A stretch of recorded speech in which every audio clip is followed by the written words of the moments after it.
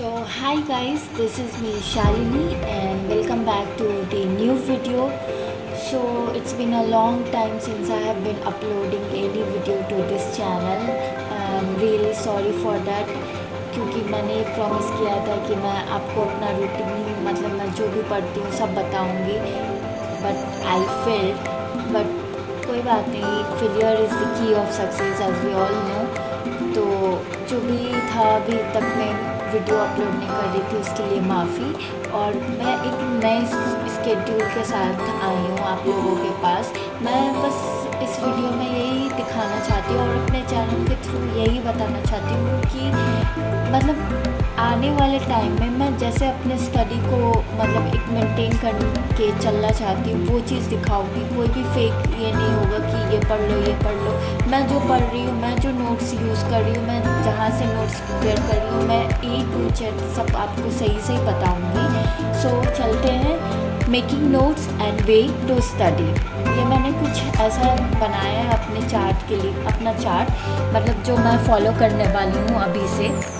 और हमारा जो कि मेरा एम है वो है अभी आने वाला IBPS AFO और NABARD।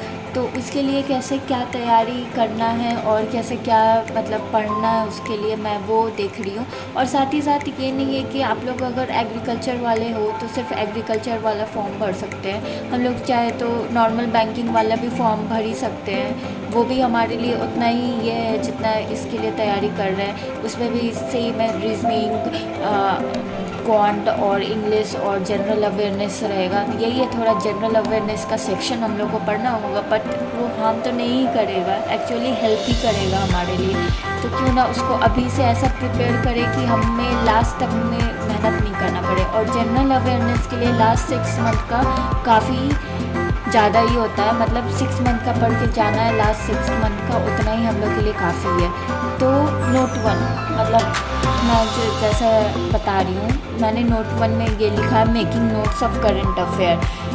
बैंकर्स अड्डा पे आशीष गौतम का सर ने मतलब हर सुबह वो लाइव सेशन लेते हैं। उनका करंट अफेयर मेरे को काफ़ी सही लगा। मतलब उनके करंट अफेयर में स्टैटिक पोर्शन से लेके करंट अफेयर से लेके सब कुछ कवर करवा देते वो 1 घंटे के लेक्चर में।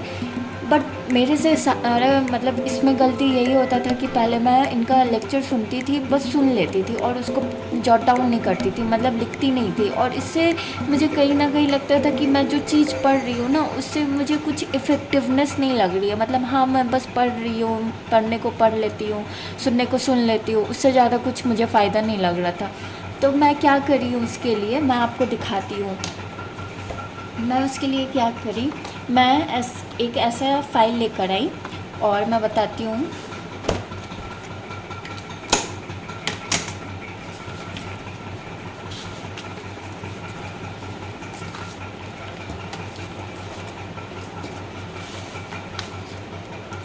ओके, सो ये आप लोग देख रहे हैं 23 जून। मतलब उनके लेक्चर से मुझे बहुत ज़्यादा जनरल अवेयरनेस पे और कॉन्फिडेंस आने लगा है। मैं ऐसे मतलब A4 शीट के पेपर में अब लिखना स्टार्ट की हूँ और मुझे भी अच्छा लगता है। मतलब पढ़ाई को ना जितना इंटरेस्टिंग बनाओगे ना उतना इंटरेस्ट आएगा भी तुम्हें पढ़ने के लिए। अब ऐसा है कि करंट अफेयर मेरे लिए तो बहुत बोरिंग वाला काम लगता था कि मुझे पता ही नहीं रहता था, मिनिस्टर वाले काम ये सब वाले काम कुछ समझ में नहीं आता था।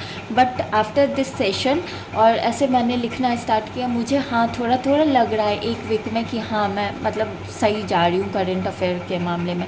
तो मैं कुछ ऐसा 23 जून को मतलब उन्होंने जैसा लेक्चर में लिखा था मैं वैसा सब अपने पढ़ के फिर ऐसा खुद से बनाई हूँ उनके ही लेक्चर से। उनके लेक्चर में PDF भी होता है तो आप लोग वहाँ से देख सकते हो।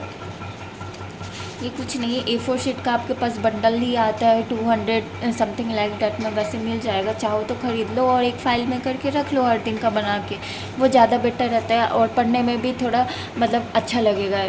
ये हम लोग को एक कहावत थी कि एग्ज़ाम देने बचपन में जाते थे तो हर समय एक मम्मी पापा हम लोग को बोलते थे, हाँ बेटा एग्ज़ाम देने जा रहे हो तो लास्ट में रिवीज़न करके आना। पता है रिवीज़न करने का मेन मोटो क्या होता था कि उसमें गलती निकलती थी हमारी कि हाँ हम लोग ने जल्दी जल्दी में लिख लिया और रिवीजन में उसे कैच कर लिया कि हमारी क्या गलती है। वही चीज़ यहाँ भी करना है हमें। तो मैं वही सोचती हूँ कि ठीक है हम लोग पढ़ लेते हैं, फिर उसके बाद साइड कर देते हैं, फिर कुछ याद नहीं रहता है, तो ऐसे तो हमारा टाइम वेस्ट ही होता है ना। या तो एक बार अच्छे से पढ़ लो, उसके बाद रिवीजन करते रहो।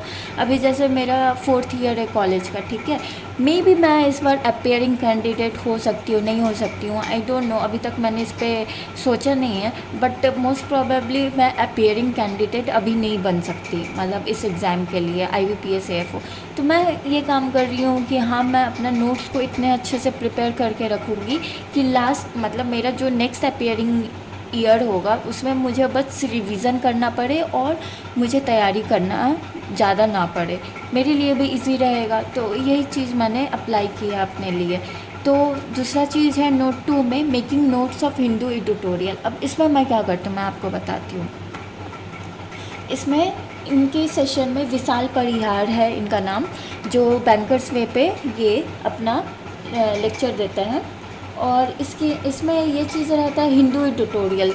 उसमें आपका मतलब जो भी न्यूज़ आया तुरंत वो कवर अप कर देते हैं, इम्पॉर्टेंट न्यूज़ वो कवर अप करते हैं, ये नहीं कि कुछ भी कर दिया। बहुत अच्छे से पढ़ाते हैं और मुझे उनका टीचिंग वे बहुत ही ज़्यादा पसंद आता है, मतलब और सबसे कंपैरेटिवली तो उनका बहुत अच्छा लगता है। और उसमें रहता है कि आपको पहले हिंदू एडिटोरियल जो रहता है ना, तो उसमें आपको ये रहता है कि जितने वर्ड मीनिंग उस दिन के आए हैं वो नोट डाउन करवाते हैं, वो प्लस पॉइंट है। तो मैं क्या करती हूँ, अब एक डायरी लिया है मैंने, देख रहे हो आप, 22 जून। इनका वर्ड मीनिंग्स मैं एक अलग प्रॉपर वे से नोट डाउन करती हूँ। और आपको जब भी फ्री टाइम मिले आप एक बार रिवाइज गो थ्रू कर लो, दैट्स ऑल। तो इसके लिए मैं यही कर रही हूँ अभी। और उनका जो आर्टिकल होता है उसके लिए मैं क्या करती हूँ, अब देखो इतना कॉपी में लिखना पॉसिबल नहीं है, आई नो, मतलब उसके लिए कॉपी चाहिए तुम्हें, फिर अलग से पेज चाहिए या जो भी है। तो आपके पास अगर लैपटॉप है तो यूज़ दैट, क्योंकि वो भी हम लोग का टाइपिंग स्पीड काम करता है, आगे चल के हमें उसी पे काम करना है। तो अपने लैपटॉप पे लो, वर्ड टेक्स्ट जो भी है जैसे बनाना है उसका ये करो और आर्टिकल को अपने लैंग्वेज में वहाँ पे लिखो। तो मैं वैसे ही करती हूँ। तो ये तो हो गया हिंदू एडिटोरियल के नोट्स, मैं ऐसे बनाती हूँ।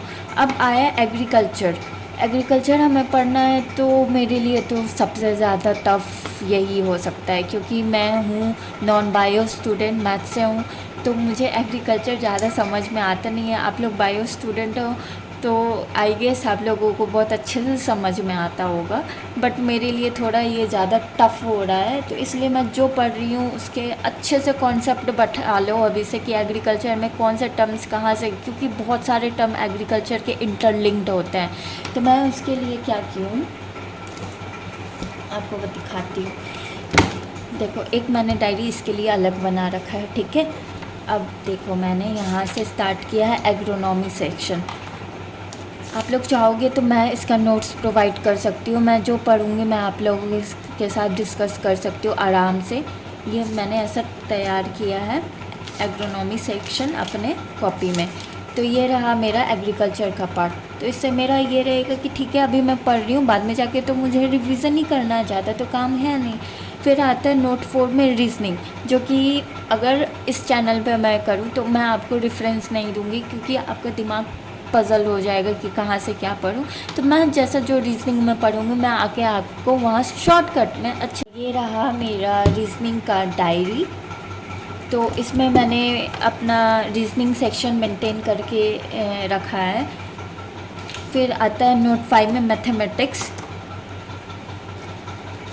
इसके लिए भी मैंने यहाँ डायरी बना रखा है और इसमें नोट करके रखा है मुझे जो जो टॉपिक जैसे जैसे कवर करना है, ओके। फिर आता है नोट 6 में making notes of computer awareness. हाँ, तो ये कंप्यूटर अवेयरनेस इजी सेक्शन हो सकता है हम लोग के लिए, लेकिन इजी सेक्शन ही लास्ट में हार्ड कर जाता है हमें। तो वैसे क्यों करना अपने लिए, अगर हम लोग नबार्ड कर तैयारी करेंगे, बाकी सब तो मैच ही हो रहा है नबार्ड के एग्ज़ाम से, लेकिन अगर कंप्यूटर अवेयरनेस भी अभी से साथ लेके चलते हैं तो इट्स गुड इनफ कि हाँ सही है, बाद में जाके हम लोग को रिवीजन ही करना, उससे ज़्यादा कुछ होगा नहीं अपने पास। हाँ, तो उसके बाद आप टेस्ट सीरीज़ बनाओ या जो करो, अपना टेस्ट पे सीरीज़ पे मॉक टेस्ट पे ज़्यादा ध्यान दे सकते हैं, और वो बहुत ज़्यादा इम्पॉर्टेंट होता है सेल्फ मतलब अपने आप को चेक करने के लिए। ठीक है, नोट 7 में MCQs कॉपी नोट्स, मेरे कॉपी नोट्स का MCQs मैं बताती हूँ। अब देखो, एक जैसे होता है टेलीग्राम चैनल, ये रहा एग्रीकल्चर MCQs का डायरी मेरे पास। यहाँ से मैंने MCQs बोले तो 2018-19 का IBPS AFO का पेपर वो लिख रखा है। अभी से लेके मेरे पास 10 ईयर्स तक का पेपर को जॉट डाउन कर रखा है। चाहोगे तो मैं डिस्कस कर सकती हूँ, मुझे कमेंट सेक्शन में बता देना और मैं डिस्कस कर ही दूँगी एट लास्ट। मुझे भी रिविज़न ही करना है, तो इसमें मैं ये करूँगी इस डायरी में कि जितने भी टेलीग्राम चैनल पे आप लोग, अगर मान लो एग्रीकल्चर कोई टेलीग्राम चैनल पे फॉलो कर रहे हो, तो वहाँ पे मतलब हर दिन के रेगुलर बेसिस पे आएगा ही कुछ ना कुछ करेंट अफेयर्स या कुछ ना कुछ MCQs, लिखते जाओ उसे। लास्ट में ये रहेगा कि हमारे पास खुद का एक MCQs का कॉपी रहेगा, हमें दूसरे जगह से ये नहीं मटेरियल लेना नहीं पड़ेगा। अपना खुद का नोट्स बनाना बहुत ज़्यादा ईजीएस्ट वे भी है, और मतलब खुद के लिए अच्छा है, और खुद पे कॉन्फिडेंस आ जाएगा कि हाँ ठीक है, हम लोग का एक MCQs अलग से तैयार है। नोट 7 है ESI और ARD। ESI economic and social issues जो कि नबार्ड के लिए इम्पॉर्टेंट है, ARD एग्रीकल्चर रूरल डेवलपमेंट जो कि नबार्ड सेक्शन के लिए इम्पॉर्टेंट है। ये दोनों चीज़ मैं आपको अपने चैनल के थ्रू ही बताऊंगी, डोंट वरी फॉर दैट। और लास्ट मैं आपको यही बोलना चाहती हूँ, मॉक टेस्ट दो। बैंगर्स अड्डा ऐप है, उसके मॉक टेस्ट डेली क्विज आते हैं, उसको ट्राई करो। मतलब 10 मिनट रहते हैं, 15 क्वेश्चन रहते हैं हर सेक्शन के, उसको बनाओ। उसके लिए भी मैं अपना जो मेरा चीज़ है वो दिखा रही हूँ। मेरे पास ऐसा एक वाइट बोर्ड है। अब क्या करती हूँ मैं, जैसे मान लो मेरे पास मॉक टेस्ट है, ठीक है, अब पेज लाना ये सब उतना नहीं हो पाता, और बिना लिखे आपका काम नहीं चलेगा। मैथमेटिक्स है, रीजनिंग है, सब कुछ है, तो मैं मॉक टेस्ट लेती हूँ और उसको यहाँ बोर्ड पे सॉल्व करके फिर रब करके फिर से मॉक टेस्ट देती हूँ। तो यही चीज़ मेरा प्रोसीजर चलते रहता है। तो यही रहा मेरा स्टडी मटेरियल कि मैं कहाँ से क्या क्या पढ़ रही हूँ। और सबसे ज़्यादा चीज़ मैं आपके साथ ये शेयर करना चाहती हूँ, पढ़ तो सब लेते हैं लेकिन कंसिस्टेंसी एक नाम का चीज़ होता है जो कि किसी से मेंटेन होता है, किसी से नहीं होता है। मैं भी उसी में आती हूँ, मेरे से मेंटेन बिल्कुल ही नहीं होता है। इसलिए ये चैनल थोड़ा उसके लिए भी है कि मेरा कंसिस्टेंसी मेंटेन रहे आप लोगों के साथ। कुछ भी आप लोग मतलब, मैं कभी भी अपने चैनल को खोल के देखती हूँ 56 सब्सक्राइबर 57 सब्सक्राइबर ये बढ़ रहे हैं, मुझे अच्छा लगता है कि हाँ एक सब्सक्राइबर ही बढ़ रहा है तो मेरे लिए काफ़ी है। लेकिन वही चीज़ है, कंसिस्टेंसी बहुत ज़्यादा इम्पॉर्टेंट है अपने पढ़ाई के लिए। और नोट्स बनाना स्टार्ट करो, यही बोलूँगी। और कुछ भी कमेंट सेक्शन में पूछना हो तो प्लीज़ पूछो वहाँ पे, और मुझे बताओ कि और क्या मैं ऐड कर सकती हूँ आप सबके लिए। तो that's all for today, thank you very much.